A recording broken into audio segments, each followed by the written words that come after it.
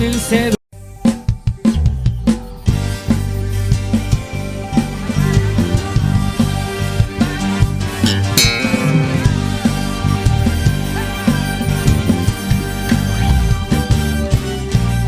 Soy un vencedor en Cristo Jesús, soy un vencedor. Soy un vencedor, llegaré hasta la meta. Soy un vencedor en Cristo Jesús, soy un vencedor. Soy un vencedor, llegaré hasta la meta. Puesto los ojos en Él, no miraré alrededor. Puesto los ojos en Él, llegaré hasta la meta. Puesto los ojos en Él, no miraré alrededor. Puesto los ojos en Él, llegaré hasta la meta. Allí está lo que anhelo, lo que mi alma desea, que con mis fuerzas yo amo, por eso sigo a la meta. Allí está. Hola a todos, bienvenidos a este nuevo programa titulado Tiempo de Retorno. Bendiciones para todos aquellos que ya se encuentran conectados con nosotros. Shabbat Shalom para todos. Es una bendición poder estar y compartir con todos ustedes en una mañana especial, en un Shabbat, en un día especial. En Córdoba, en la ciudad donde vivo, está el cielo bastante lindo, soleado, un poquito de nubes, pero aprovechando ya estos dos últimos días del mes de febrero. Un día lindo para estar en la presencia del Señor, donde aprovecho y saludo a toda la gente que ya está conectado con nosotros. Primeramente los que están en la página de retorno.tv, que es la página central donde estamos haciendo la transmisión. Y luego también por la gente que nos está viendo en el Facebook, a todos ellos un gran saludo, son muchos y muchos son los que se van sumando a medida que se acompañan en la programación, y otros más son los que los ven en diferido en las distintas plataformas que dejamos la transmisión hecha. Una es aquí en Facebook, que queda en mi perfil; otra es en YouTube, en el canal de YouTube que yo tengo, que es youtube.com/Domínguez Enzo. Y también en la página de retorno, por supuesto, que es la página central, donde vamos para allá en vivo, en video, para allá en video, y allí vamos y encontramos todas las porciones de todo el año, de todo el año. Ya nos quedan algunas más y cerramos el primer año, y una vez que cerramos el primer año, usted puede tener todas las para allá del año y las puede ir compartiendo en el día que quiera, ya sea para estudiarlas o en la semana que corresponda. Bueno, también hoy tenemos, me quedan saludos. Saludos para la gente de la radio Hablemos de la Vida, allí en Cosquín. En la radio Hablemos de la Vida 104.9 del pastor Nico Agüero. Un saludo para todo el equipo de trabajo de aquel lugar, para toda la radio y los que están prendidos escuchando de una manera simple desde la radio. También a la radio HAT. Justo a tiempo, allí en la avenida Juan B. Justo, al final, casi saliendo de la ciudad de Córdoba, al pastor Rubén Fons y a toda la gente, el equipo, a toda la gente linda de aquel lugar que está también escuchando la programación. Bueno, una vez que ya tenemos el saludo, tenemos aquí la porción, aquí ya pueden ir leyendo. Hoy vamos a hablar de Éxodo, en el libro de Éxodo, capítulo 27, desde el versículo 20 hasta el capítulo 30, versículo 10. Eso es lo que vamos a ver hoy. Y recuerde que esto que estamos viendo tiene mucho que ver con, no es que tomamos capítulos al azar, es la historia, en este caso el Éxodo, la salida del pueblo de Dios de Egipto y cómo llegamos a este punto. Entonces, en un ratito yo voy a hacer una especie de un pequeño relato de para poder ubicarnos donde estamos, que eso es lo importante. Pero antes que nada quiero compartir un versículo que tiene que ver con este día. para la gente que se está sumando. Mucha gente se está sumando a la transmisión, a los videos en diferido. A mí me da lo mismo, porque hay gente que quizás no puede estar. Yo sé que hay gente que tiene reunión ahora, en este mismo momento, y puede ver después el video. Pero me refiero más a la gente nueva. Este versículo que voy a compartirle está en el libro de Isaías, capítulo 58. Es algo breve, simple, simplemente es una nota que dejo al inicio del programa porque me interesa muchísimo que entendamos y aprendamos lo que es el día de reposo, o lo que nosotros decimos Shabbat, que es la traducción, la palabra correcta en el hebreo del día de reposo. En Isaías 58:13 lo voy a leer. Primero le doy una leidita para que entendamos lo que es este día en especial, que comenzó ayer a la caída de la tarde, o al inicio de la tarde, de la noche del día de ayer, hasta hoy sábado a la caída de la tarde. O sea, cuando el sol va bajando y se pierde, bueno, hasta ahí es el día de reposo. Y dice: si retrajeres del día de reposo tu pie, de hacer tu voluntad en mi día santo, y lo llamares delicia, santo, glorioso de Yahweh, y lo venerares, no andando en tus propios caminos, ni buscando tu voluntad, ni hablando tus propias palabras, entonces te deleitarás en Yahweh. Y yo te haré subir sobre las alturas de la tierra, y te daré a comer la heredad de Jacob tu padre, porque la boca de Yahweh lo ha hablado. Bueno, ¿por qué menciono esto? Y más que nada hacia los nuevos, porque hay muchos que ya tenemos un tiempo que conocemos esto y lo hacemos. Y no voy a hablar ahora de la gente que no lo hace, sino de la gente que ha empezado a hacerlo. Porque ocurre algo cuando comenzamos a disfrutar lo que Dios llama un deleite, que es el día de reposo. Muchos a veces no saben cómo hacerlo y creen que hay normas. Hay que hacer esto, después aquello, después lo otro. Y no se trata de eso, un día de reposo, sino se trata de esto que acabo de leer. Dice: si retrajeres del día de reposo tu pie, o sea, en el camino que andamos en los 6 días de la semana, retraemos los pies, o sea, dejamos de caminar en esos caminos que estuvimos caminando toda la semana, caminos de trabajo, caminos de preocupación, que tienen que ver con hacer todo lo que tenemos que hacer. En este día no tiene nada que ver los 6 días con este.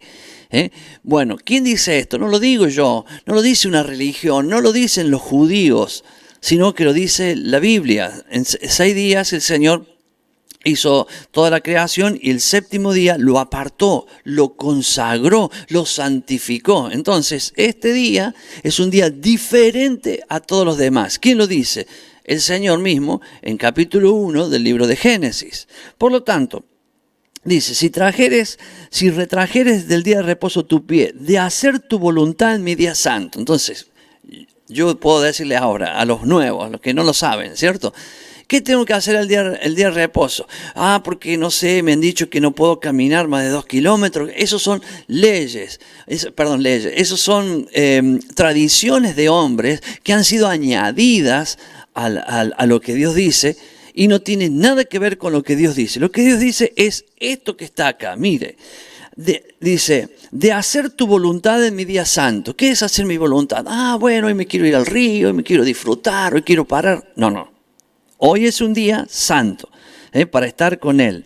Dice, no hagas tu voluntad, sino la voluntad de Él.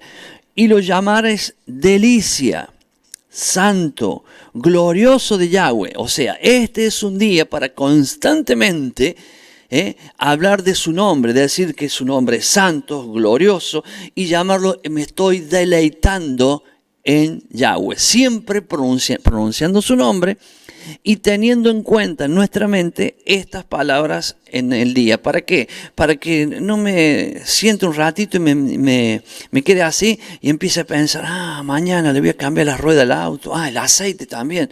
No es hoy. Hoy no es ese día. Hoy tiene que, como dice acá, retraiga su pie. O sea, vuélvase y pónganse en un lugar distinto. Llámelo delicia, santo, glorioso, y lo venerares. O sea, hicieras diferente este día de los demás. A muchos les molesta y terminan diciendo: todos los días son iguales. Mire, La opinión de cada uno, no me meto con eso. Pero la opinión de Dios no son todos iguales. 6 días, en 6 días hizo la creación y el séptimo día lo consagró, lo apartó y lo santificó. Por lo tanto es distinto. Y sigo. Y lo venerares, no andando en tus propios caminos, ni buscando tu voluntad, que eso es innato. Eso al principio y luego también después de un proceso te va a seguir pasando, que vas a estar buscando tu voluntad ese día, pero cuando lo recuerdes vas a volver para atrás, como dice, si retrajeres tu pie. Dice, ni hablando tus propias palabras, no, vamos a hablar la Biblia, las palabras de Dios, un día para eso. Mire lo que sucederá. Esto es lo que me gusta siempre del Señor. Él es soberano, Él es el Rey. Él manda y punto. Pero miren lo que es. Esta es la esencia de Dios. Él manda algo y como soberano tiene toda la autoridad para hacerlo, el poder y todo, lo tiene todo para hacerlo.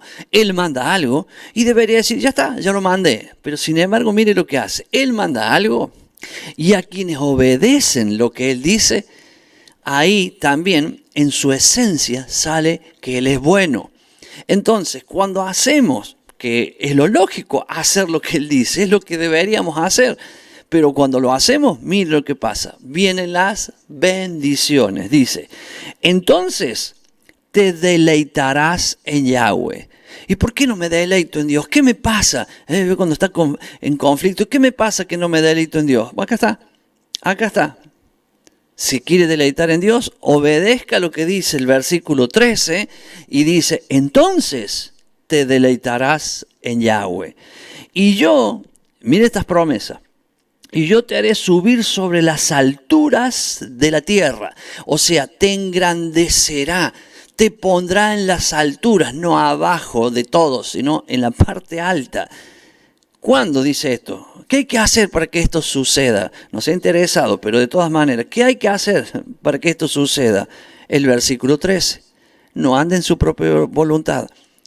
Adore a Dios, alabe su nombre Yahweh. Señor, tú eres mi Padre, Yahweh, Yahshua, tu Hijo, que es quien nos lleva a la presencia del Padre. Y termino diciendo, y te daré otra más. O sea, primero dice, te deleitarás, te haré subir sobre las alturas de la tierra, y termina diciendo, y te daré a comer la heredad de Jacob, tu padre. ¿Qué es la heredad? Toda la promesa que Dios hizo a Abraham, de Abraham a Isaac y de Isaac a Jacob, que son las 12 tribus de Israel, o sea, es Israel, todas esas bendiciones cuando nosotros hacemos el día 13. ¿Y ahí queda? No, acá viene el sello. Y cuando Dios sella algo, recuerden aquellos reyes en la antigüedad cuando uno por otro, o sea, otro que lo tentó a ese rey a hacer una ley, una ordenanza, un decreto, dijo que el que no se arrodille delante de su imagen, dice, morirá. Y será tirado al pozo de los leones. Y Daniel no se arrodillaba ante la imagen de este rey, sino que se arrodillaba delante de Dios y lo hacía 3 veces al día. Entonces, cuando se enteraron que Daniel no lo hacía, le fueron a decir al rey. Y el rey quería disculpar a Daniel porque lo conocía y sabía quién era Daniel. Sin embargo, él había sellado, un rey ya había sellado el decreto. Y cuando él dijo, bueno, pero es Daniel, y dije, rey, usted firmó, no se puede volver atrás. ¿Qué pasó? Con mucho dolor el rey tuvo que tirarlo ahí al pozo de los leones, pero no durmió para ver a la mañana qué había pasado con Daniel, y al otro día Daniel estaba vivo, los leones no habían hecho nada. Bueno, mi hermano, no era la historia de Daniel la cosa, sino el sello del rey. Acá está el sello. Porque la boca de Yahweh lo ha hablado. Mire qué cosa, ¿no? La boca de Yahweh, acá está el sello de Yahweh. El sello de Dios en esta palabra. O sea, ¿cuál es esta palabra? Si nosotros santificamos este día, consagramos este día, no andamos en nuestra propia voluntad, en nuestros caminos, sino que veneramos su nombre, adoramos, alabamos, como dice acá, diciendo que Él es santo, que Él es glorioso. Estamos compartiendo su palabra, las oraciones unos por los otros, nos congregamos. Hacemos esto en este día, ¿qué sucederá? Nos deleitaremos en Yahweh. Y deleitarse, hermano, en tiempos tan difíciles como estamos viviendo, pero esto es promesa, nos deleitaremos en Yahweh. Y nos hará subir a las alturas de la tierra y nos dará a comer la heredad de Jacob. Él lo firmó, Él lo selló. Era algo para compartir para aquellos que son un poquito más nuevos y que están aprendiendo lo que es apartar este día para Dios. Entonces, bueno, para ello vaya esta palabra, anótela, Isaías 58, versículo 13 y 14. Hoy le voy a dejar los títulos de la porción, ahora ya paso a la porción de este día. Le voy a dejar los títulos para que, bueno, a algunos les gusta anotarlo, otros no. De todas maneras, cuando entra a YouTube, estos títulos que yo estoy hablando ahora, está el video y en la parte de abajo ya están impresos los títulos también. Primero, somos un reino de sacerdotes. 2, el aceite para las lámparas. 3, vestiduras sacerdotales. 4, el altar del incienso. De estos temas son los que voy a hablar. Obviamente que el primer tema incluye a todos los demás y voy a hacer un relato primero de dónde estamos para ubicarnos, pero comienza diciendo que somos un reino de sacerdotes. Pero para eso quiero llevarlos también a algo que es muy importante. No se olviden que yo estoy haciendo la mención de la palabra, estoy compartiendo la palabra con ustedes y no estoy haciendo un profundo estudio, sino que simplemente estoy compartiendo. ¿Y cómo que es esto que somos un reino de sacerdotes? Bueno, yo hago pie en Éxodo capítulo 19, que lo hemos visto, unas porciones anteriores a esta, donde se hace el pacto de Dios con los hombres, o sea, el pacto de bodas que hace Dios con el hombre. Siempre Dios, lo vimos en el capítulo anterior, quiso habitar en medio nuestro, en medio de los hombres.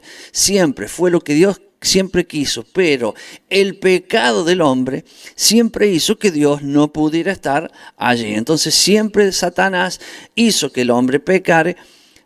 ¿Para qué? Para que la presencia de Dios tenga que salir de ese lugar. Por lo tanto, acá Dios, en un nuevo intento en el monte Sinaí, le dice al pueblo que dice, yo quiero que ustedes sean un reino de sacerdotes, gente santa y un especial tesoro para mí. Obviamente que esas tres palabras y Éxodo 19:6 tiene que estar en su corazón siempre, porque ese es el origen de todo. O sea, no empezó allí, empieza en el Génesis, por supuesto, lo que Dios quería, pero acá Dios lo pronuncia de una manera especial. Dice, quiero que sean un especial tesoro para mí. Entonces el pueblo le dijo, Señor, queremos eso, ¿qué tenemos que hacer? Y el Señor le da los 10 mandamientos. Entonces, hagan esto y ustedes serán un reino de sacerdotes, gente santa y un especial tesoro para mí.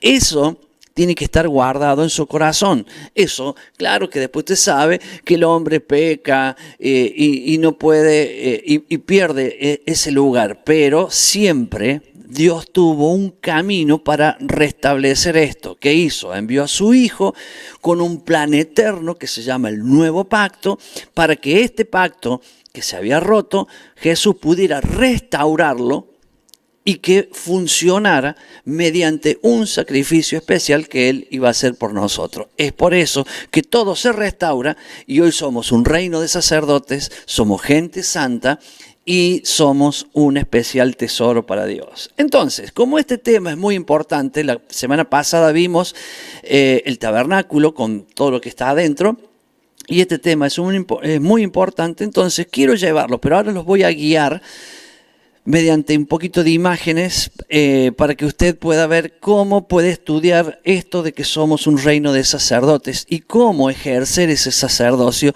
en manera profunda. Yo voy a hablar algo de lo que voy a sobresalir de estos temas, pero usted le indico donde puede verlo, que es muy, pero muy sencillo. Muy bien, yo tengo acá, le voy a poner la imagen para los que están viendo en el canal de televisión, y los que están en la radio, bueno, escuchen cómo los guío para que lleguen a ese lugar. Muy bien, entonces, ahí le pongo la imagen.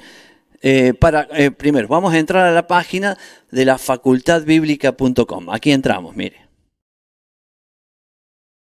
Ahí está. Bueno, esa es la página, le voy a sacar este cartelito de abajo para que quede más claro. Esta es la página de la facultadbiblica.com. Ahí puede ver mi ratoncito del lado derecho, creo, de ustedes. Por lo menos, sí, derecho. Esta es la página. Aquí lea todo porque acá están las instrucciones de cómo se usa, el mensaje del director. Y vemos acá que dice muy importante, léalo, esto que está en azul. Después vamos a ver qué lindo el color azul que tiene que ver.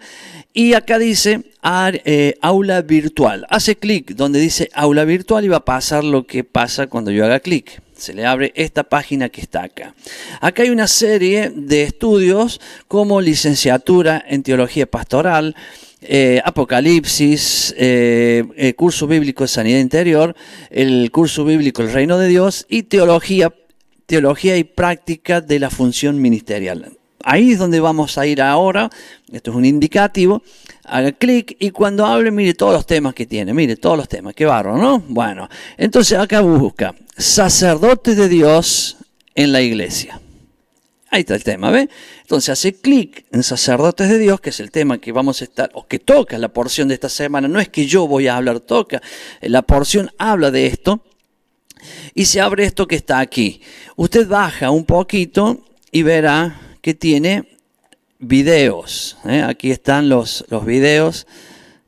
Ahí está. El 1, el 2, el 3 y bueno, sigue para abajo. Hace clic en el 1. Yo lo voy a hacer clic simplemente como para que vea que funciona. Hace clic y ahí empieza a buscarlo y ahí sale. Ahí escuchamos. ¿Ve? La trompeta, bueno, en fin, toda la presentación. Ahora vuelvo yo para acá para que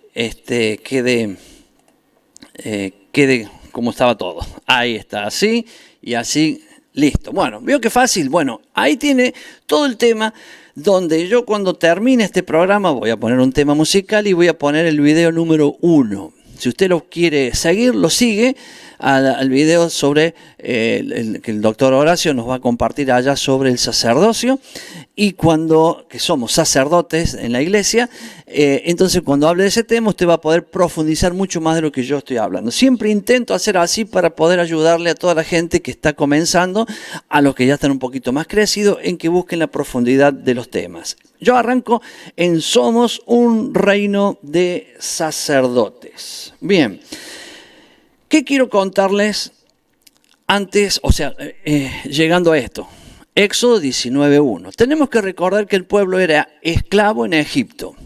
Salen de Egipto con mano poderosa y el Señor los lleva a que se cumpla lo que Moisés le dijo a Faraón: deja salir a mi pueblo para que me haga fiesta, para que celebre mis fiestas.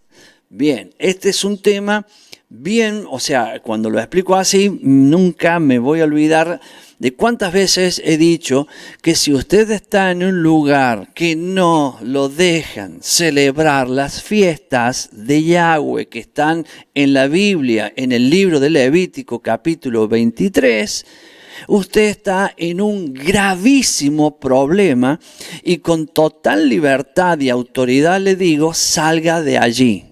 Así se lo digo, que se enoje quien se enoja. Me refiero a aquellos líderes que son los que no dejan que su pueblo vaya y haga fiesta, que se enoje. ¿Qué quiere que le haga? Pero le tengo que decir que por su vida, mi hermano, salga de ese lugar. ¿A dónde voy a ir? Me va a decir alguien. A un lugar que le enseñen cómo ir a hacer las fiestas, entre tantas cosas. Lo primero que le van a llevar es lo que hizo Dios. ¿Qué hizo Dios? Los saca de Egipto y hace el pacto con ellos y les da sus mandamientos.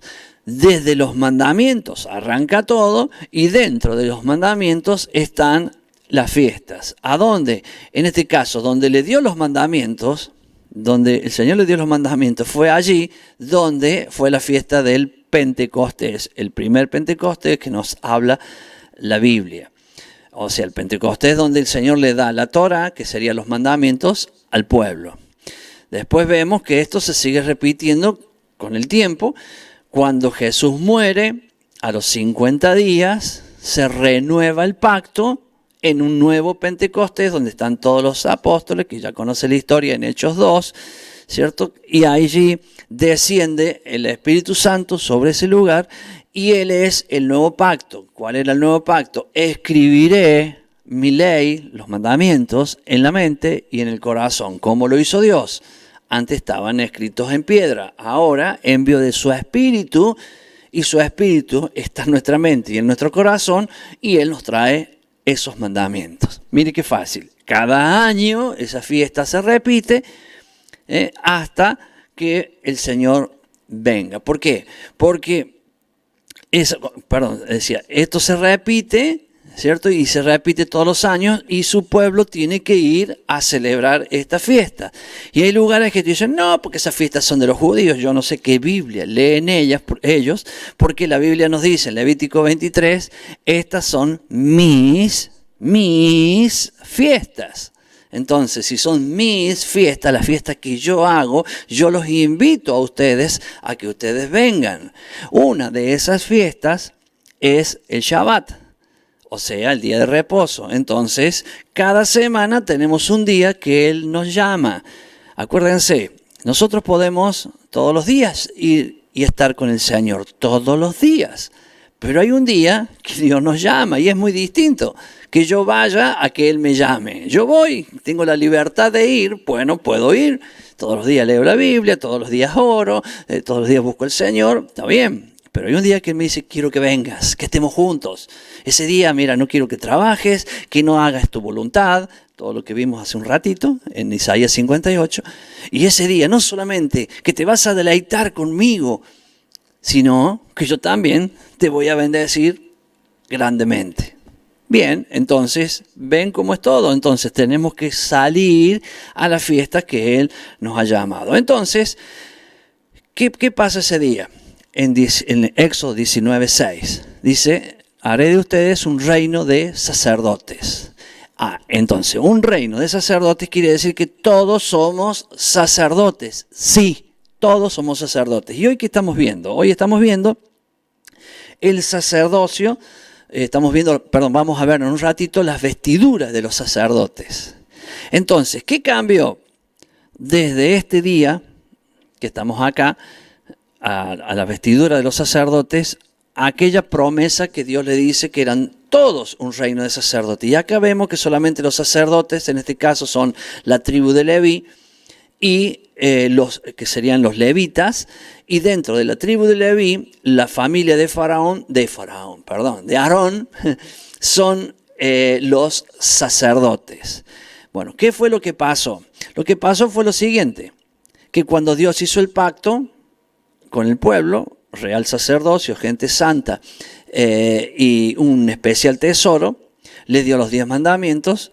Lo llamó Moisés 40 días arriba del monte, y cuando Moisés bajó ya estaban adorando un becerro. Entonces Dios se enojó y miró quiénes son los que habían adorado al becerro, y eran las 11 tribus menos la tribu de Leví. Entonces, ¿qué hizo el Señor?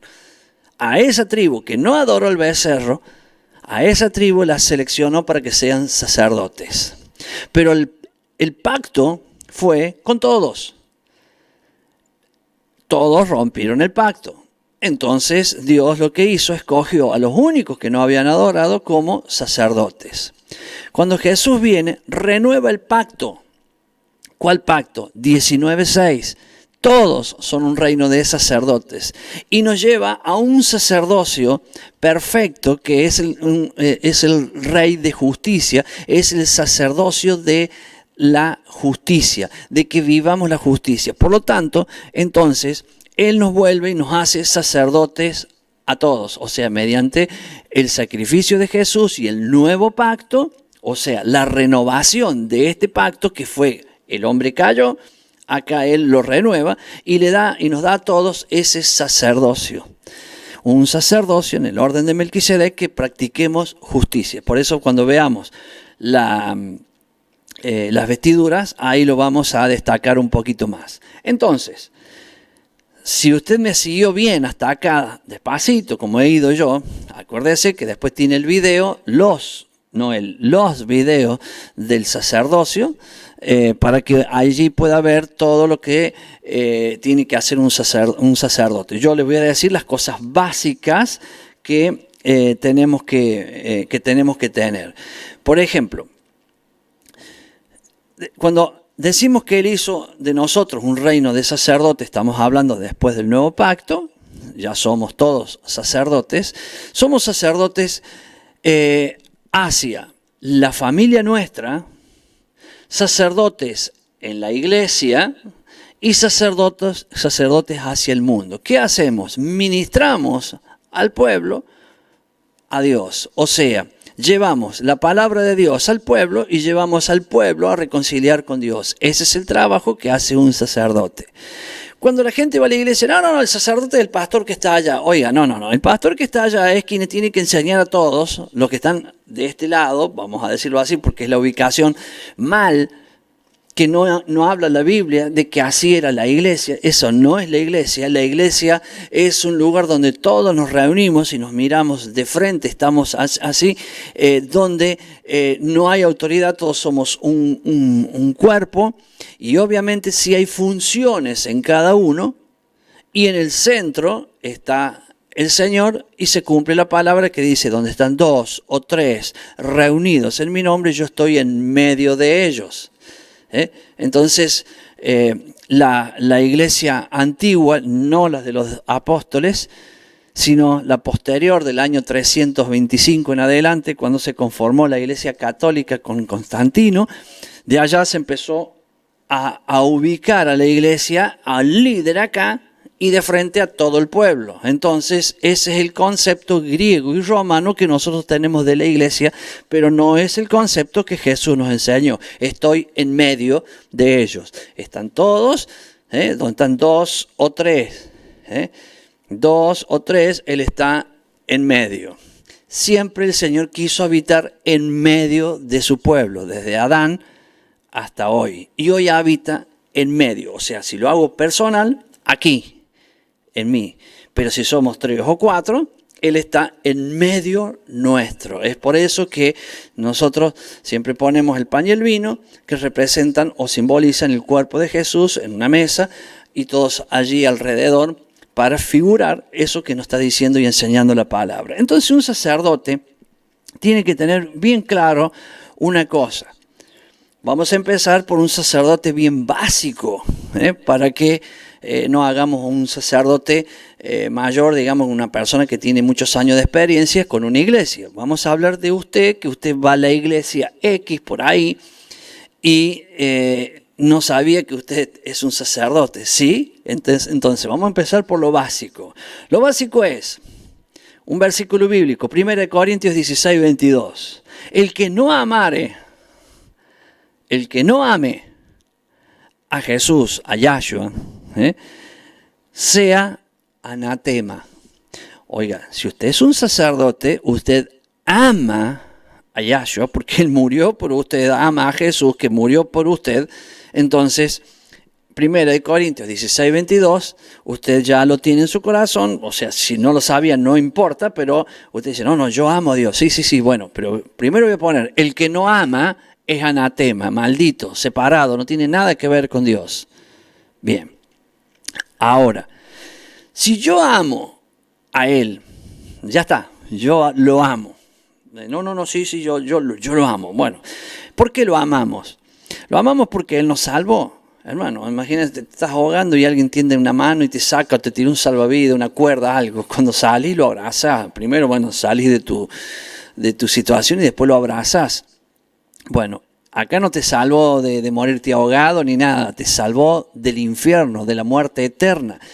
Entonces, amamos a quien nos salvó. Muy bien, ya está. Entonces, un concepto que generalmente todos lo saben y me dice, el pastor está enseñando algo que todos sabemos. Bueno, pero no todos saben, usted generalmente la mayoría que está escuchando ahora lo saben, que si amamos a Jesús, tenemos que obedecer sus mandamientos. Esa es la demostración de amor.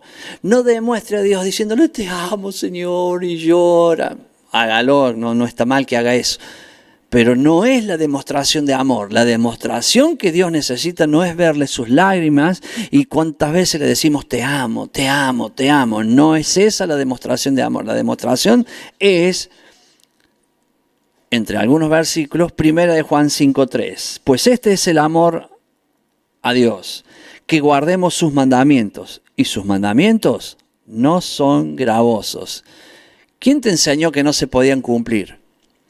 Alguno me va a decir, usted pastor Enzo hace 10 años. Sí, bueno, pido perdón. Antes enseñaba así. No, que no se pueden cumplir los mandamientos. No son gravosos, no son graves, no son difíciles de cumplir. Inclusive hay otro versículo que dice, para que no digas que están del otro lado del mundo, te lo he puesto ahí cerca de tu boca y cerca de tu corazón. Ahí nomás te los he puesto para que no digas, tengo que subir al cielo, ¿de dónde los tengo que sacar? Ahí nomás lo tenemos cerca nuestro. Si lo confesaremos con la boca y lo creyéramos en el corazón, seremos salvos. Mire qué fácil que era. Entonces, sacerdote, arranquemos por acá. No quiere decir que esto es lo único. No, mi hermano, no es lo único, claro, ya sabemos que no. Pero arranquemos por acá. Si usted es un sacerdote, ahora le vamos a ir poniendo nivel.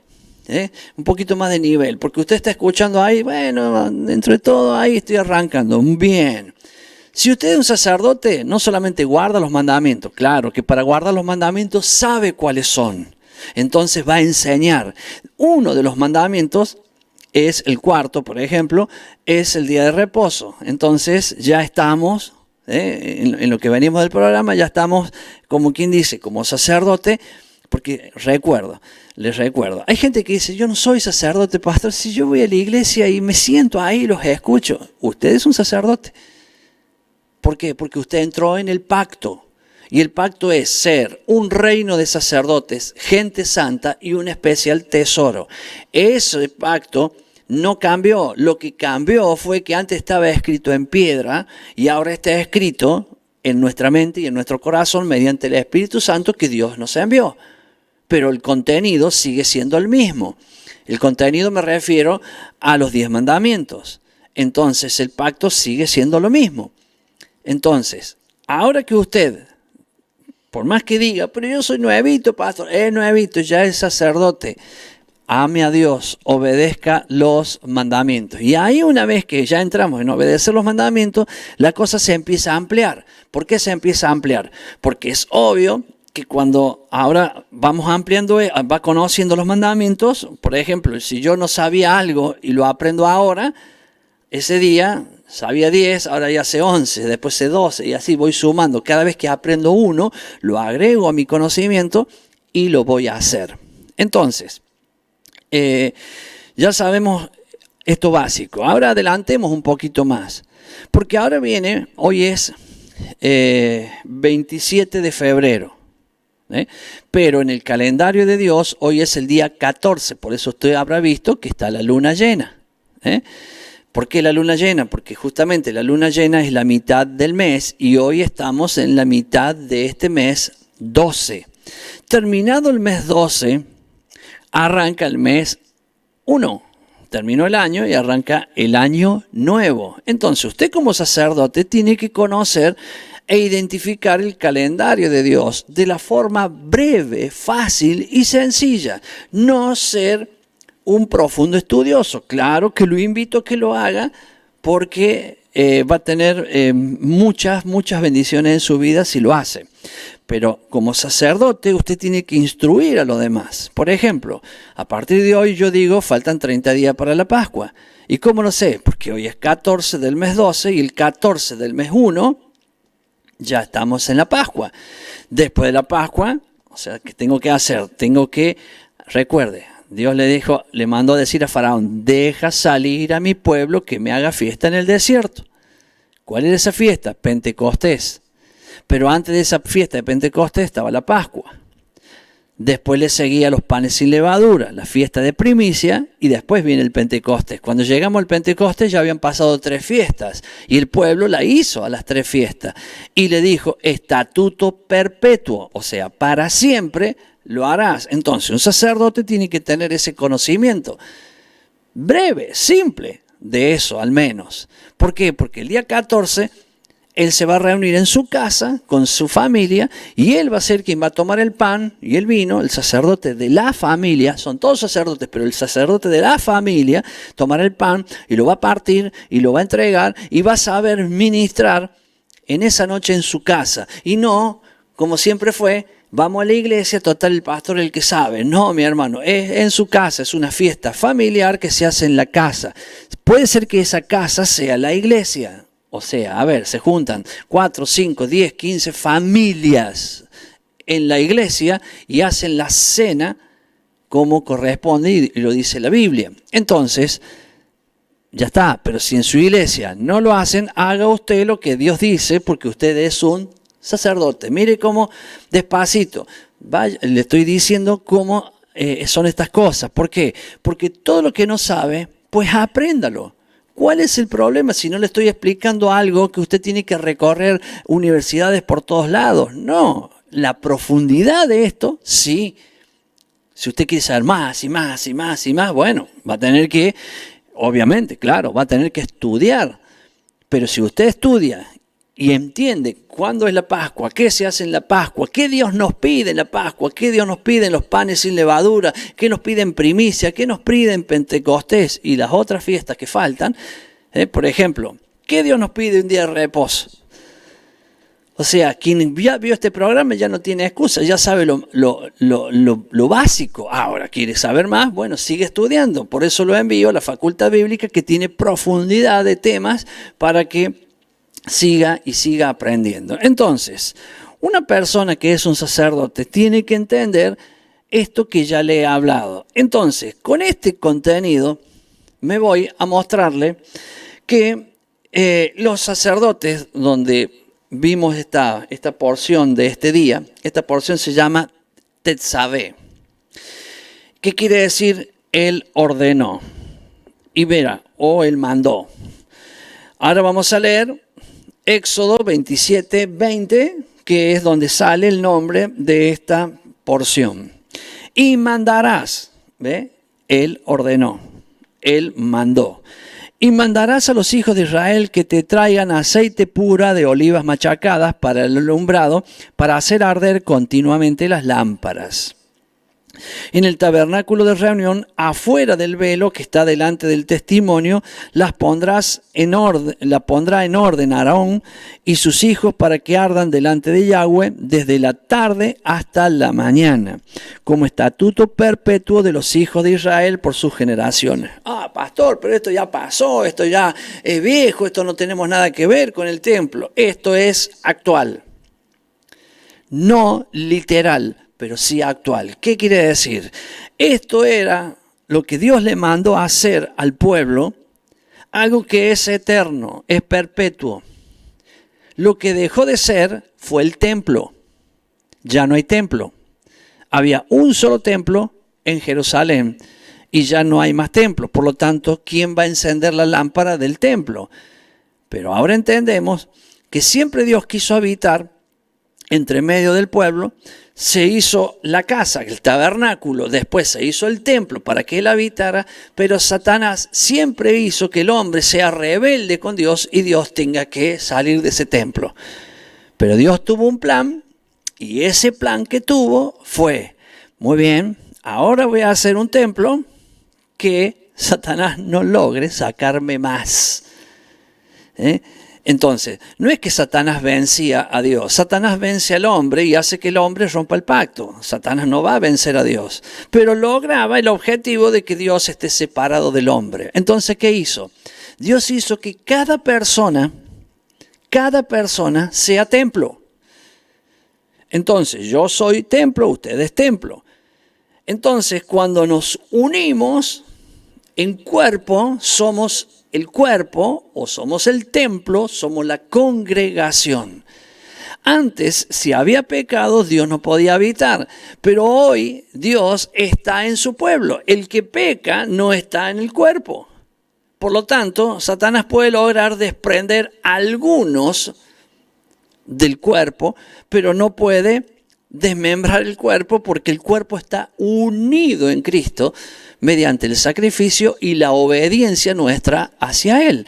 Entonces, no hay templo en Jerusalén, pero sí hay un templo que somos individualmente nosotros, pero cuando nos juntamos somos la congregación, somos el cuerpo de Cristo y contra ese cuerpo no puede hacer nada Satanás. Porque le digo, vamos a suponer 10.000 personas.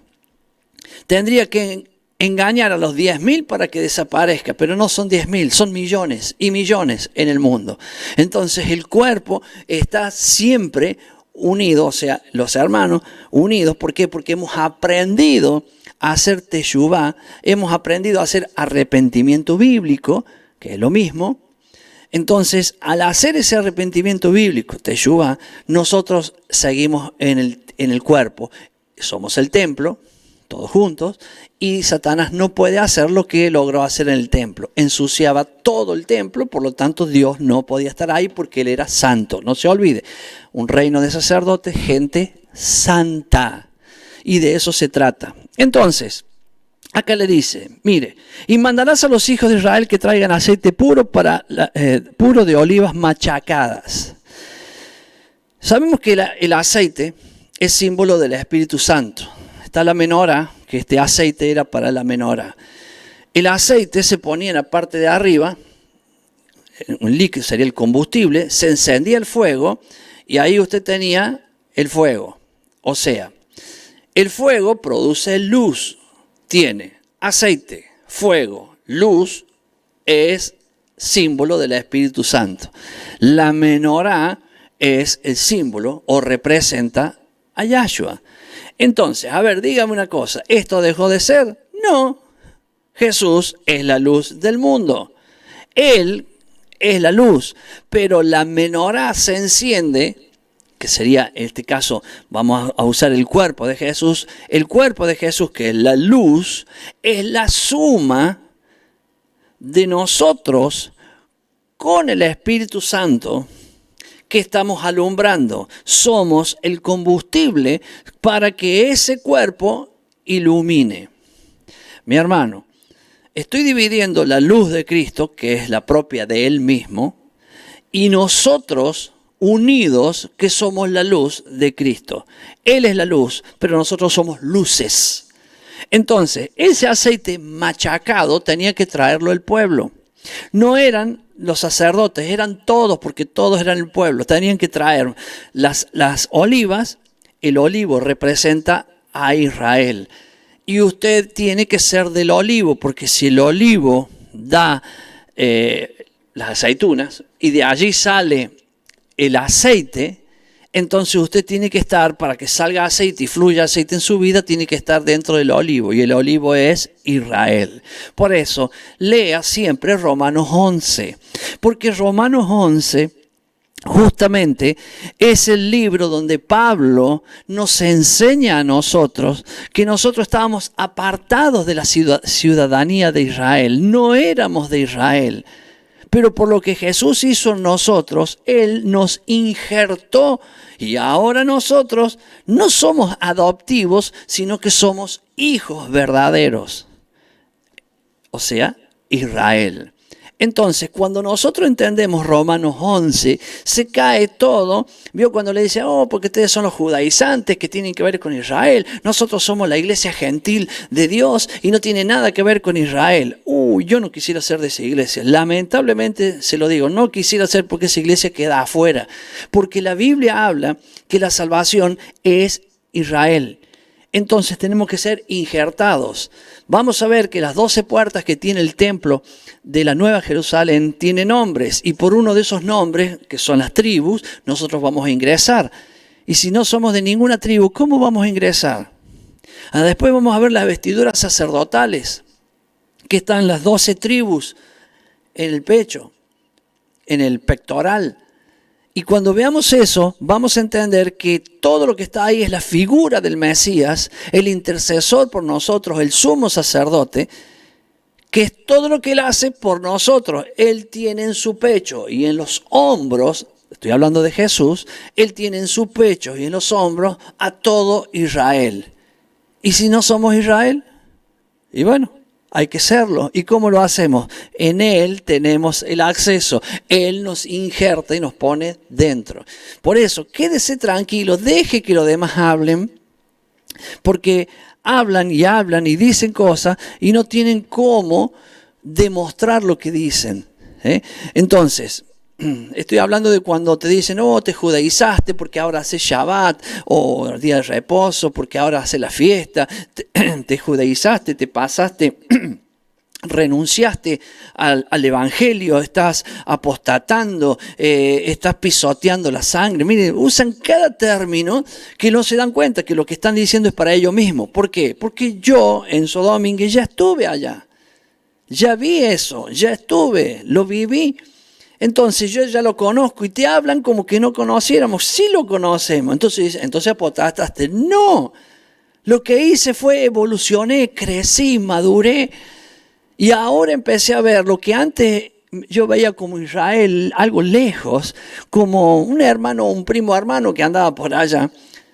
Después cuando lees Romanos 11 y tantos más, Gálatas y cuantos más, te das cuenta lo que enseña y dice la palabra. Él preparó un pueblo. Mi especial tesoro es Israel, no es la iglesia gentil. La iglesia gentil, si quiere ser especial tesoro, tendrá que ser injertado en Israel. Que le llame usted Israel espiritual a eso, sí, por un lado, pero es literal Israel. Lo que pasa es que cuando hablamos de Israel, vemos un país que se llama Israel, donde está la tierra prometida, donde está Jerusalén, la ciudad santa. Entonces creemos que de ellos estamos hablando, no estamos hablando de ellos. Porque allá está, por ejemplo, la casa madre o del movimiento gay. Allí está la capital gay del mundo. Entonces imagínense, ¿vamos a poner como referencia eso? No. Estamos poniendo referencia la palabra de Dios. El que recibe a Jesús como Señor y Salvador de su vida, reconoce a Jesús y lo acepta, es un hijo de Dios. Un hijo de Dios es un israelita, es Israel, es la congregación, es la iglesia, es la quejilá, es la eclesía. Es lo mismo. Entonces, ahora que lo entendemos, hagamos lo que Dios dice. Y acá está hablando del aceite para las lámparas. Somos sacerdotes. Tenemos que saber hacer aceite y saber enseñarle a los demás cómo ser aceite. Y es machacado. O sea, se logra ese aceite con golpes, aprendiendo, como Jesús. Por los padecimientos que tuvo, aprendió la obediencia. Fueron los padecimientos lo que él tuvo obediencia. Entonces, ¿cómo yo voy a tener obediencia? Con los padecimientos. ¿Y qué son los padecimientos? Los machaques, los golpes, los sufrimientos, las pruebas, las luchas. Y eso produce aceite si yo estoy en la palabra. Entonces, en aquel tiempo era aceituna, o sea, el olivo. Lo buscaban, lo machacaban y traían en recipientes y lo ponían en envases y de allí iban los sacerdotes y llenaban. Esa es la parte literal, pero en la parte espiritual hoy continúa siendo exactamente lo mismo. Vamos ahora al capítulo 28, porque ahí habla de las vestiduras de los sacerdotes.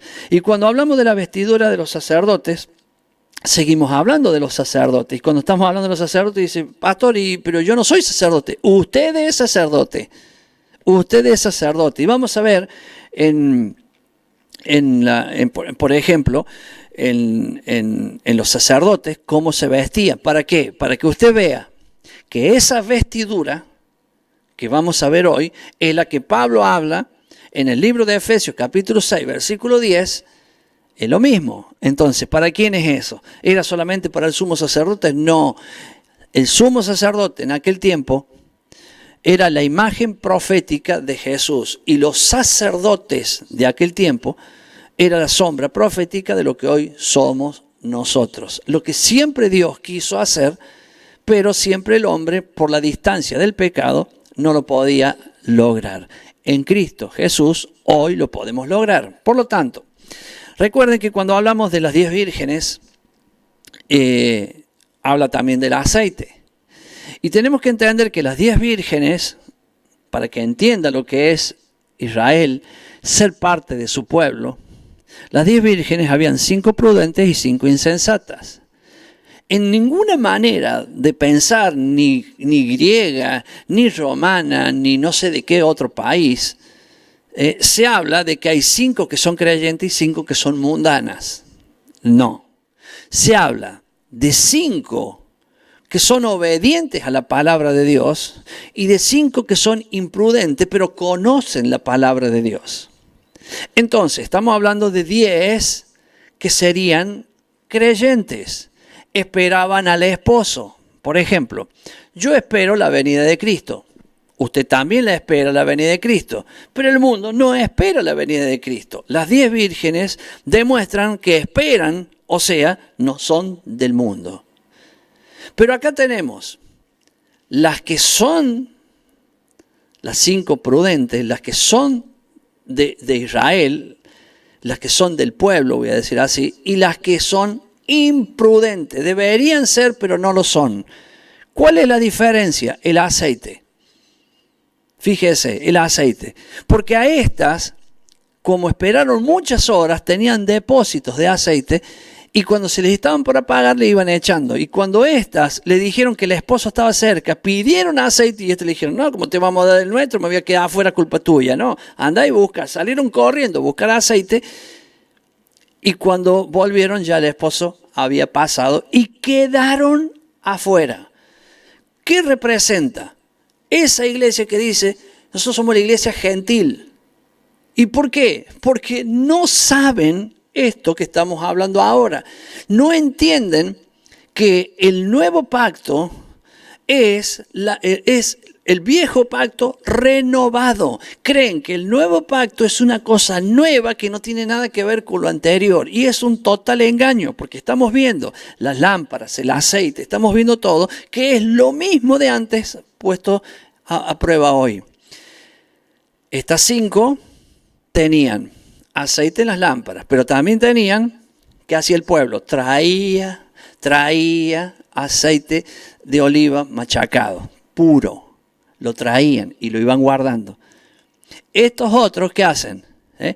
Nosotros no tenemos nada que ver con eso. Nosotros creemos y adoramos. Oh, Señor, te alabo. Entonces tiran un poco de luz, pero no tienen ningún tipo de reserva, porque la reserva viene de su palabra. El que cree en mí, de su interior correrán ríos.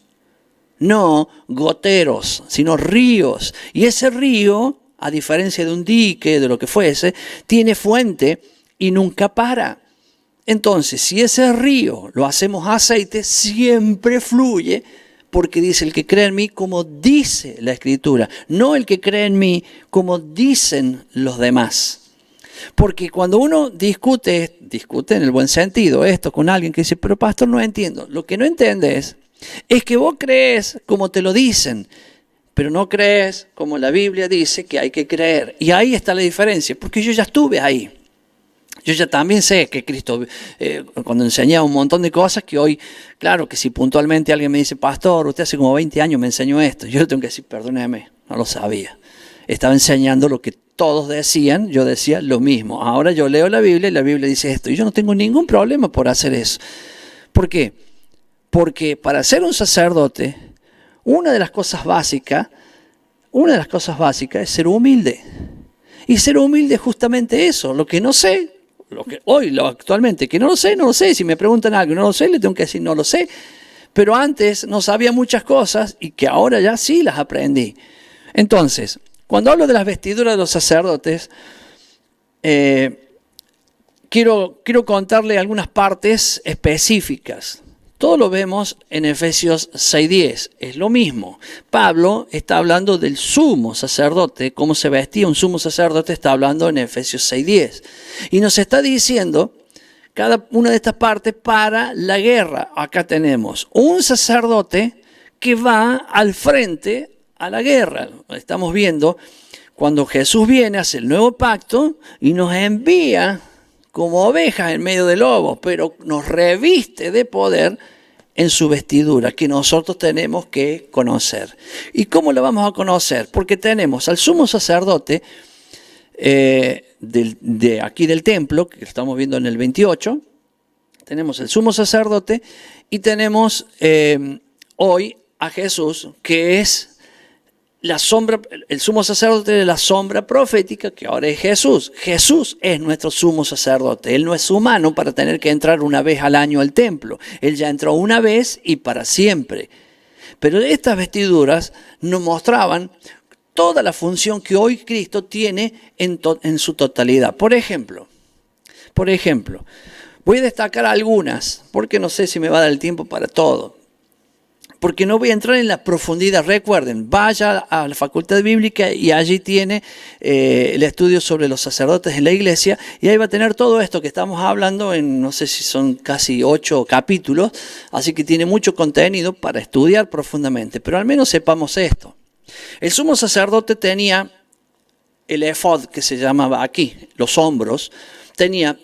Eran como unas hombreras de oro y arriba piedras. 2 piedras. Acá en el pecho tenía lo que se llama el pectoral, que lo que sería cuando Pablo dice la coraza de justicia, porque es el pectoral de justicia, que está el juicio. Ahí. ¿Qué quiere decir el juicio? Saber discernir entre lo bueno y lo malo. ¿Cómo yo sé discernir entre lo bueno y lo malo? No digo yo, o sea, como yo en cuanto a todos. Podemos saber cuál es lo bueno y lo malo. Con la palabra. Si conocemos la palabra, vamos a saber discernir entre lo bueno y lo malo. Entonces, el pectoral, la coraza de justicia, está unida con 2 cadenas, una de un lado y otra del otro, con cadenas de oro, están unidas hacia el éfod. Ya le dije que el éfod era de oro y arriba tenía 2 piedras. En una tenía los 6 nombres de las 12 tribus y en la otra tenía los 6 nombres de la otra parte de las 12 tribus. O sea que en realidad tenía los 12 nombres. Pero en el pectoral eran de varias telas de color carmesí, que es rojo, púrpura, que es un violeta, y el azul. Y todo de lino fino. Y nosotros ya entendemos por las clases anteriores y otras que habremos hecho y estudiado, y inclusive en Apocalipsis, todos estos colores lo que va significando. El lino fino son las acciones justas de los santos. Recuerden, real sacerdocio, o sea, un reino de sacerdotes, gente santa, justos, santos y especial tesoro. Entonces, toda esa vestidura del sacerdote que estamos viendo acá es la vestidura y el oficio y todo lo que Jesús tiene hoy. Pero nosotros también somos sacerdotes.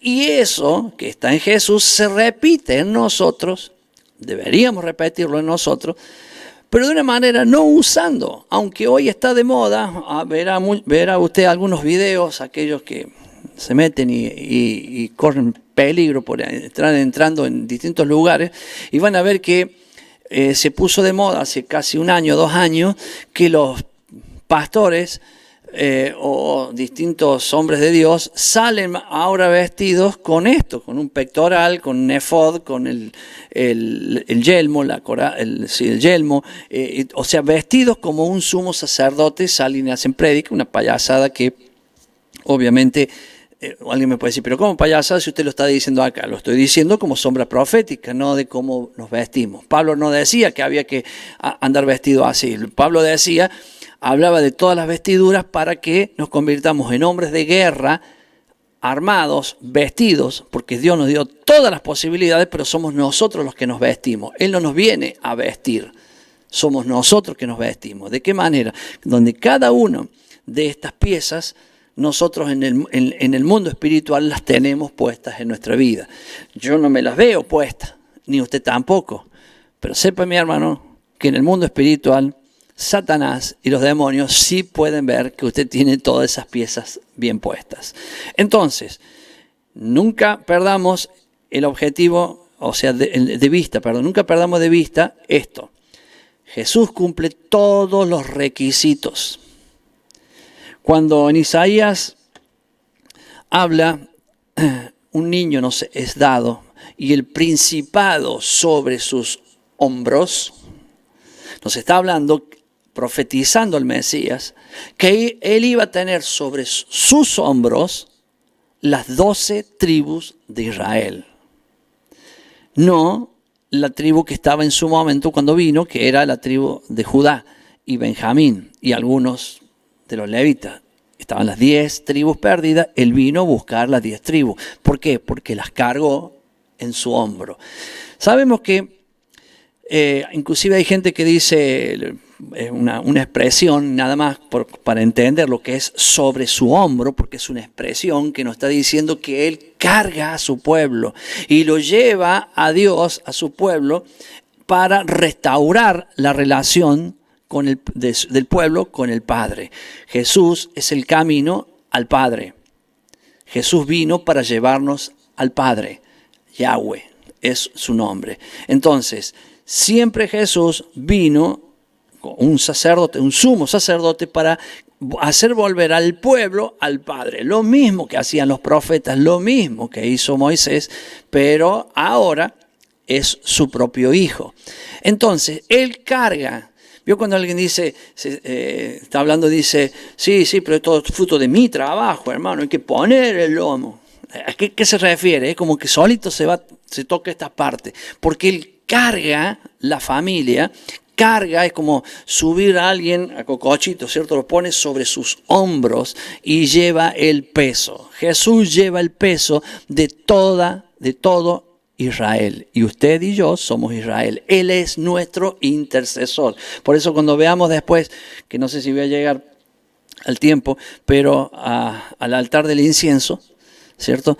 Esas son las intercesiones suyas, ¿cierto? Pero son la misma intercesión de Dios, de Jesús, porque Él es nuestro intercesor, el sumo sacerdote, y Él envió de su Espíritu para que interceda individualmente por nosotros y corporalmente también por la iglesia. Ve que es sencillo. No le estoy diciendo nada que usted pueda perderse. ¿Por qué? Porque lo que le estoy diciendo es ordenando, porque muchos de ustedes me escriben y me dicen, pastor, yo no sabía nada de esto.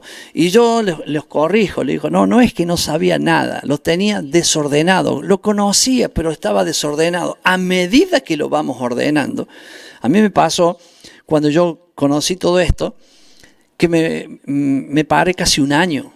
Ni prediqué en ningún lado porque me daba hasta miedo. Decir, entonces no sé nada de la Biblia. Y me sentí frustrado. Me sentí que había perdido tiempo.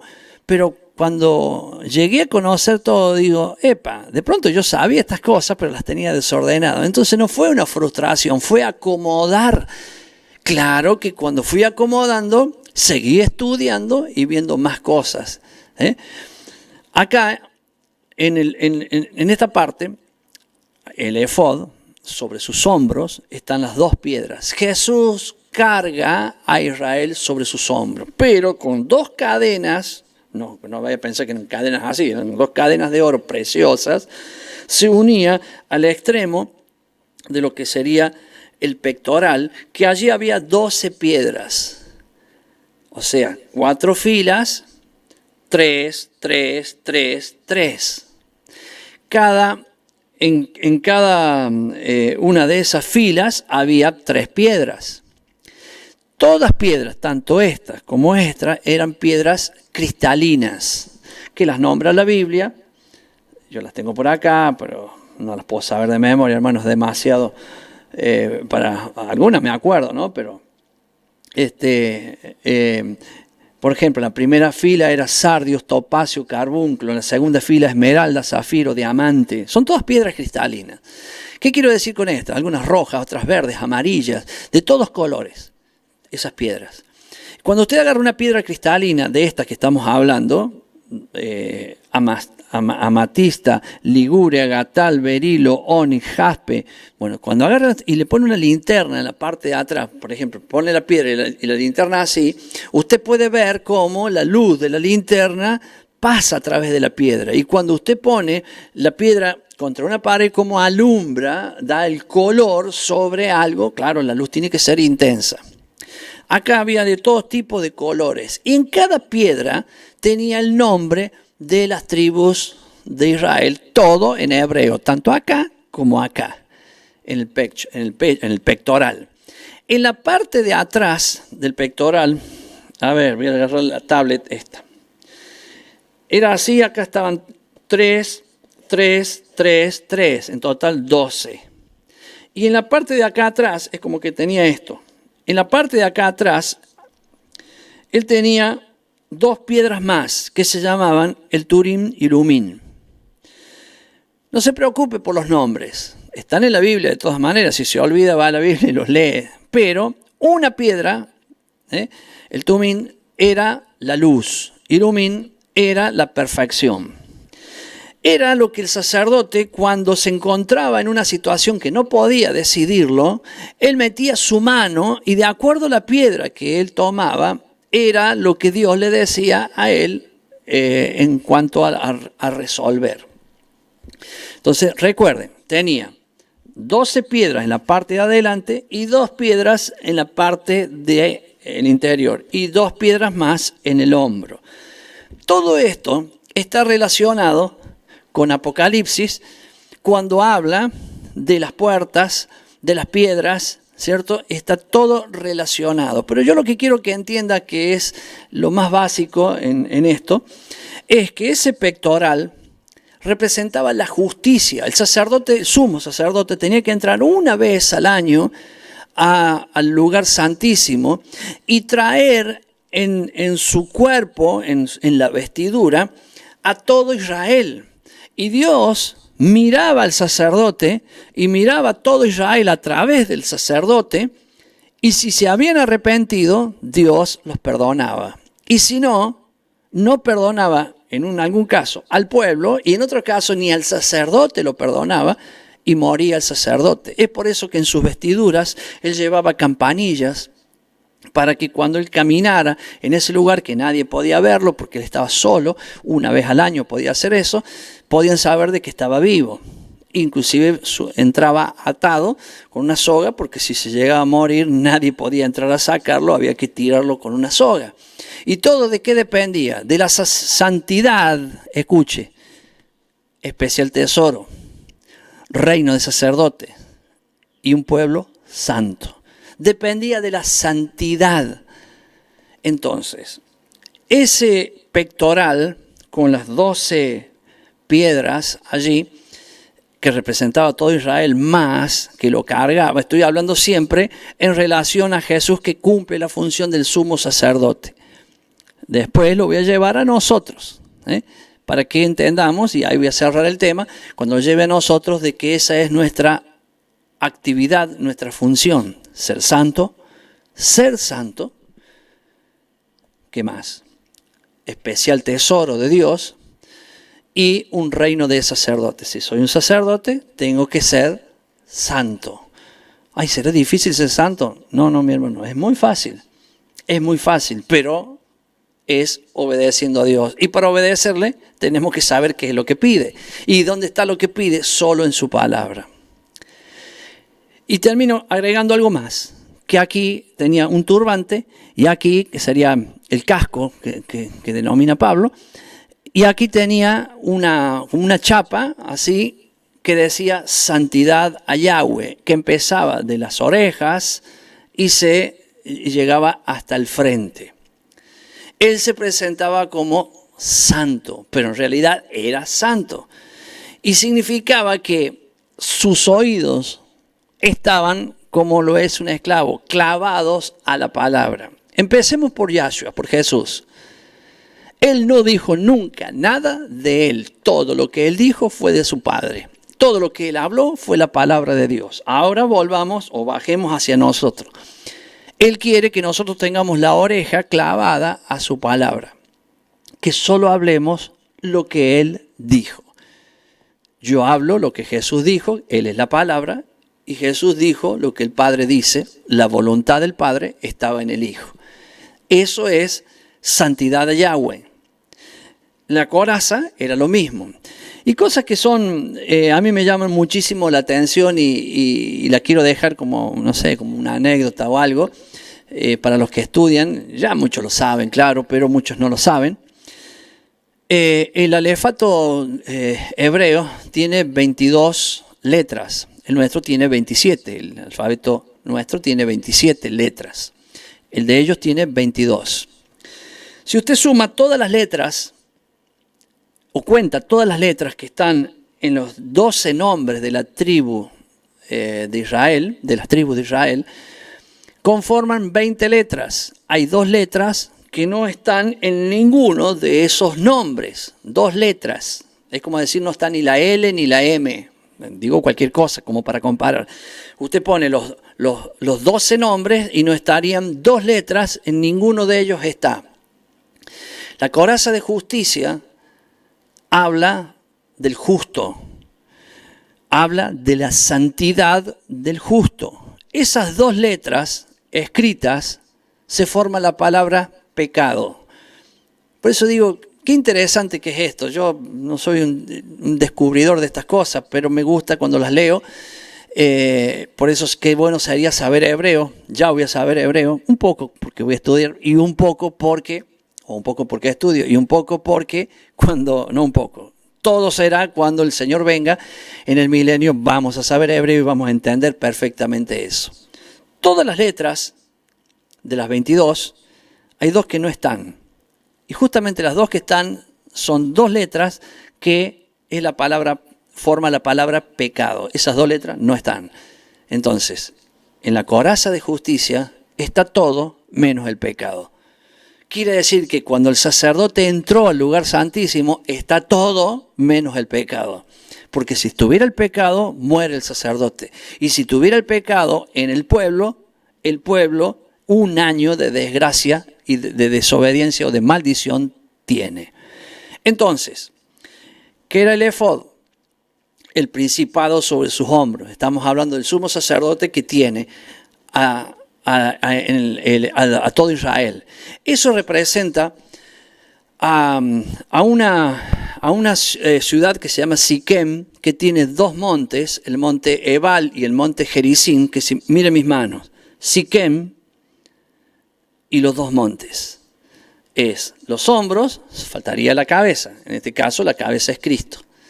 Entonces, allí fue donde Josué separó 6 tribus de un lado y 6 tribus del otro, por orden de Dios. Y Dios le dijo, bueno, estas 6 tribus van a hablar de la bendición y estas 6 de la maldición, porque cuando crucen este lugar, ustedes van a estar o en la bendición o en la maldición. Aquí yo las declaro, por eso es Siquem, se llama literalmente la cabeza entre los hombros. Entonces, allí fue donde esto sucedió. Y esto mismo está en el sacerdote. Y esto mismo es Yahshua. Él tiene o nos tiene a todos nosotros sobre su hombro. ¿Qué significa? Que cargó el pecado de todos nosotros primeramente y hoy nos carga a todos nosotros para llevarnos ante el Padre. Ahora bien, todo esto fue ¿para qué? Para decirle algo. Sacerdote, mi hermano, usted, sacerdote, yo, sacerdote, tenemos que amar al Señor. Porque si no amamos al Señor, somos anatema. Pero si amamos al Señor, tenemos que demostrarlo. Y la única forma de demostrar es obedeciendo sus mandamientos. Cuando yo obedezco los mandamientos, tengo que conocerlos. Por lo tanto, tengo que ir a la Biblia cada día, nutrirme y conocer más de sus mandamientos. Y cuando veo los mandamientos, estoy hablando de que ahí están las fiestas. Ahí está cómo conocer las fiestas, cómo saber el calendario. Cosas que estoy hablando lo simple, no que se haga un gran estudiante. Quiero que lo sea también, pero arranque como se empieza todo. ¿Para llegar a qué? A saber que las vestiduras también las tiene que tener usted, porque Pablo dice, así se viste un creyente y un guerrero inclusive. Entonces tenemos que estar así vestidos. Tenemos que tener la coraza de justicia, que sería el pectoral.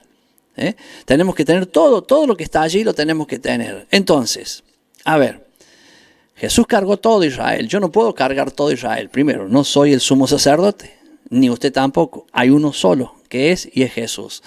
Pero yo sí puedo cargar a los que Dios me ha confiado.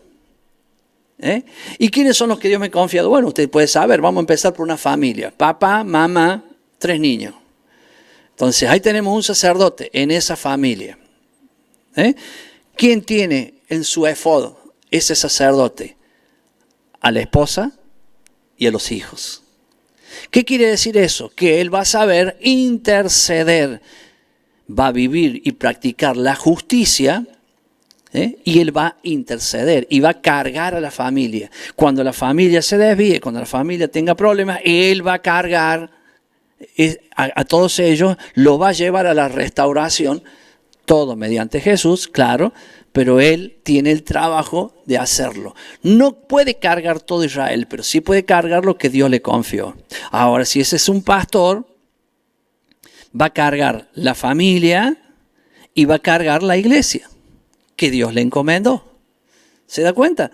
Y también vamos a cargar a aquellos que nos pone el Señor del mundo, que no son de la iglesia, para que nosotros los llevemos en relación a Dios. Entonces, la primera vez que le hablamos, lo conocemos a la persona y se nos están cargando sobre nuestro hombro. Pero tenemos un pectoral que es practicar justicia también. Y de entre ese pectoral y esa efod que están unidos con una cadena de oro, que no los podemos separar porque los cargas para llevarlo a la justicia delante de Dios. Llevarlo a la justicia no es lo que acá se dice en la tierra, te voy a llevar a la justicia, una amenaza que te voy a llevar a juicio. No, llevar a la justicia es llevarlo a la obediencia en Cristo. Es romper todos los argumentos y llevarlo a la obediencia en Cristo. Entonces, esa justicia que yo voy a practicar, aquí tengo las 12 tribus. Y las 12 tribus, lo mínimo que yo debo hacer en cada una de mis oraciones, si usted no lo hacía, a partir de hoy súmelo. Ore por Israel. ¿Quién es Israel? Israel está dividido en dos. Los que viven y son nuestros hermanos en Cristo, en Israel, y los que son de Cristo y están distribuidos en el mundo. Entonces, a ver, yo voy a hacer mi pequeño ejemplo de cómo hago yo la oración. Cámbiela a su manera, no tienen que repetir cómo yo lo hago, pero yo siempre oro y digo, Señor, bendigo a tu pueblo, Israel. Bendigo al Israel que está en la tierra, que sería Israel, la tierra de Israel. Y bendigo al Israel que está disperso por todo el mundo. Segunda parte de esa oración, digo así, y bendigo a Jerusalén, perdón. ¿De dónde saco bendecir a su pueblo? De la promesa de Abraham. La promesa de Abraham le dice, quien te bendiga o quien bendiga a Israel será bendito y quien lo maldiga será maldito. Hermano, no tengo que explicar mucho. Bendiga a Israel. Número 2. Y dice, oro también, digo, Señor, bendice a Jerusalén, la ciudad santa, y te pido por la paz de ella. Es un salmo. Estoy orando en base a ese salmo. Porque cuando nosotros bendecimos a Jerusalén, estamos bendiciendo la única ciudad del mundo. Escúcheme, la única ciudad del mundo. Ya estamos en los últimos tiempos. Y vamos a ver, muchos lo veremos. Antes que el Señor venga, vamos a ver que las ciudades del mundo caerán. Todo el odio está contra Jerusalén. Todo el odio está contra Jerusalén. Y nadie podrá tocarla porque es la ciudad que Jesús defenderá. Cuando todo el mundo unido en uno solo, o sea, chinos, rusos, de todos los países, argentinos también, todos unidos, van a entrar a Jerusalén caminando porque se cansan de tirarle misiles, bombas y todo y no pueden destruir Jerusalén. ¿Por qué? Porque es la ciudad de Dios. Y cuando todos se reúnan, digan, bueno, no podemos con misiles, vamos a ir con millones y millones y millones de personas y vamos a ir caminando y la vamos a pisar y la vamos a despedazar. Cuando eso suceda, que va a ser en el último día, o sea, cuando Jesús venga, y cuando ya estén por pisar o pisando la ciudad de Jerusalén, Jesús viene en su caballo blanco con todo su pueblo, que seríamos nosotros, por detrás, y Él aplastará al enemigo. Fin de la historia ahí. No, todavía quedan 1000 años más, pero fin de la historia de la humanidad.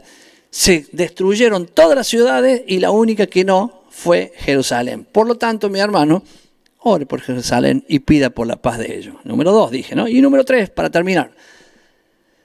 ¿Qué hago? O sea, yo lo hago, o sea, esto es un instructivo mío, no significa que usted tenga que hacerlo. Hay quienes copian al principio y después lo hacen suyo a su manera y lo hacen mejor que yo. No quiere decir solo que le llevo el instructivo a quien no hace nada. Ore por Israel. El Israel que está en la tierra y el Israel que está disperso en el mundo. Ore por Jerusalén, la ciudad santa, y pide por la paz de ella. Y luego ore por los que Dios le dio a usted, los que usted tiene en su hombro. Estos dos no lo puede llevar en el hombro, no puede usted hacer eso porque no tiene el peso de gloria para poder resistirlo. El único que tiene el peso de gloria para resistir eso es Jesús. Entonces usted ora por los que Dios le puso al hombro. Si es su familia, por su familia. Si es la iglesia, la iglesia. Y si son gente que usted le está predicando en el mundo, por ello, ore. O usted cargue esa intercesión. Vaya al altar del holocausto, donde está allí el fuego de Dios, cargue las brasas, esto lo vimos la semana pasada, cargue las brasas y llévela al altar del incienso y usted suelte un aroma agradable a Dios donde está haciendo el trabajo que Él le pidió. Amar a Dios sobre todas las cosas y amar al prójimo como a sí mismo. En el altar del incienso yo demuestro mi amor al prójimo, demuestro oro, pido, intercedo por aquellos que no le conocen. Mi hermano, aquí terminé el tiempo, pero seguramente quedan muchas cosas todavía para compartir. Usted lo podrá ver en su casa, podrá verlo en la iglesia, en el lugar donde se reúna hoy en la congregación, podrá ver, agregar y ver muchos más temas que tiene el día de hoy. Yo simplemente quise hacer foco en estos temas que estaban ahora. Por lo tanto, entonces me voy a despedir de todos ustedes de una manera muy simple, que siempre lo hacemos, que es con la oración sacerdotal. Número 6. Capítulo 6, versículo 22. Que Yahweh los bendiga, los guarde. Que Yahweh haga resplandecer su rostro sobre cada uno de ustedes y tenga de ustedes misericordia. Que Yahweh alce sus ojos sobre cada uno de ustedes y ponga en ustedes Shalom. Nos vemos entonces el próximo sábado a las 10 de la mañana con un nuevo programa de Tiempo de Retorno, pero con una nueva porción de la Biblia para que podamos compartir. Recuerde, después de esta termino, va un tema musical y después de un tema musical va el estudio sobre los sacerdotes en la iglesia. A cargo del doctor Horacio Corneli, lo pongo en vivo, pero ya sabe cómo ir y verlo en el momento que usted quiera, no verlo, sino verlos a todos los estudios que están allí para complementarse mucho más de lo que tiene la palabra de Dios con respecto al sacerdote. Bendiciones entonces, nos vemos, chao, chao.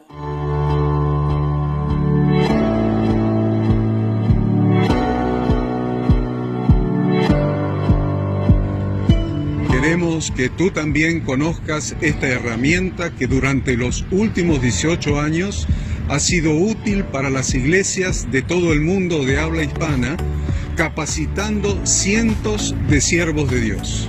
Las formas de aprender están cambiando y Ministerio Bíblico Internacional, a través de su facultad bíblica, brinda programas de formación ministerial bíblica, teológica y práctica para la multiplicación y edificación